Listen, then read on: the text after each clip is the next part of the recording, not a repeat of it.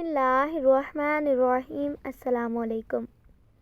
جب رسول خدا صلی اللہ علیہ وآلہ وسلم کے آزاد کردہ غلام کا جنگل میں ایک شیر سے ٹاکرا ہو گیا تو آپ نے کہا، اے ابو حارث، میں حضور نبی اکرم صلی اللہ علیہ وآلہ وسلم کا غلام ہوں۔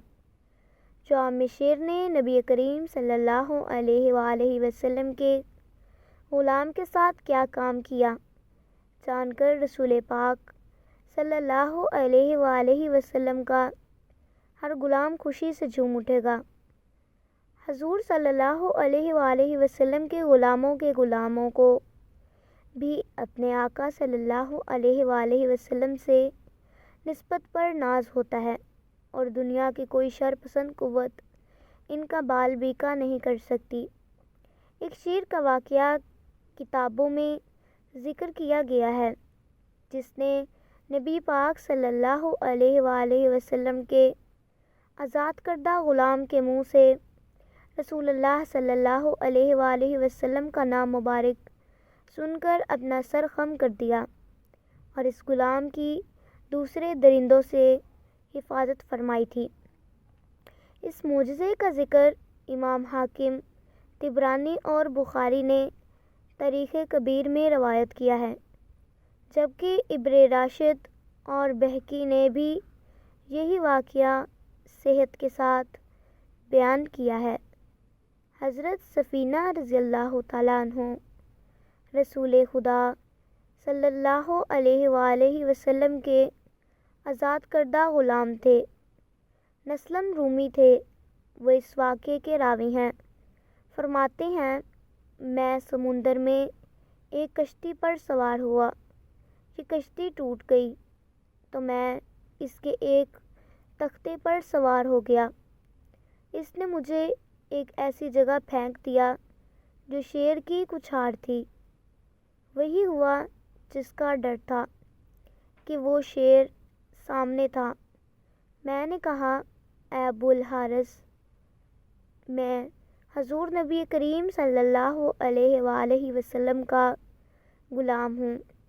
تو اس نے فوراً اپنا سر خم کر دیا اور اپنے کندھے سے مجھے اشارہ کیا، اور وہ اس وقت تک مجھے اشارہ اور رہنمائی کرتا رہا جب تک کہ اس نے مجھے صحیح راہ پر نہ ڈال دیا۔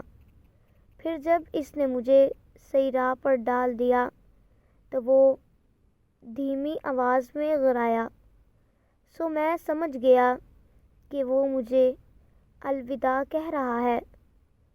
دوسری حدیث میں یہ واقعہ یوں بیان ہوا ہے۔ حضرت ابن منقدار رضی اللہ تعالیٰ عنہ بیان کرتے ہیں کہ حضرت سفینہ رضی اللہ تعالیٰ عنہ، جو کہ حضور نبی اکرم صلی اللہ علیہ وآلہ وسلم کے آزاد کردہ غلام تھے، ایک دفعہ روم کے علاقے میں لشکر اسلام سے بچھڑ گئے، یا وہ ارض روم میں قید کر دیے گئے۔ وہ وہاں سے بھاگے تاکہ لشکر سے مل سکیں کہ اچانک ایک شیر ان کے سامنے آ گیا۔ انہوں نے اس سے کہا، اے ابو الحارث، جو کہ شیر کی کنیت تھی، میں حضور نبی اکرم صلی اللہ علیہ وآلہ وسلم کا غلام ہوں، اور میرا معاملہ اس طرح ہے کہ میں لشکر سے بچھڑ گیا ہوں۔ یہ سننا تھا کہ شیر فوراً دم ہلاتا ہوا ان کی طرف آیا اور ان کے پہلو میں کھڑا ہو گیا۔